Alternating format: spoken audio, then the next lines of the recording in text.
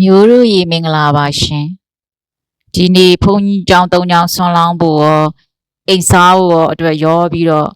ကြက်ဥရဲ့အာလူးရဲ့ကလဘဲပြုတ်ကလေးရဲ့ချက်မယ်အရင်ဆုံးထုံးစံအတိုင်းကြက်ဥတွေကိုအရင်ကြော်မယ်ရှင်ကြက်ဥတွေကြော်လိုက်ရင်သူကအပေါ်ကြောလေးတွေတင်းသွားတော့ဟင်းချက်တဲ့အခါအရင်ပျော့ပြဲမကုန်တော့ဘူးပေါ့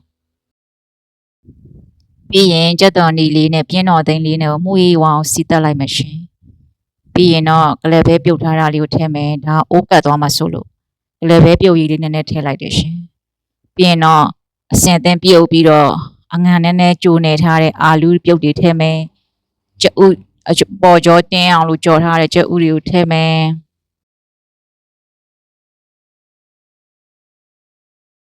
ကလဘဲပြုတ်တော့ကြံတဲ့ပဲရည်တွေကိုပါထည့်မယ်ရှင်ပြီးရင်တော့အချိုငံအရသာလေးထည့်ထုံစံတိုင်းကျမရဲ့မကြီးသီးဖြော်ထားတာတွေအဖက်တွေပါထည့်လိုက်မယ်ခုဆိုရင်တော့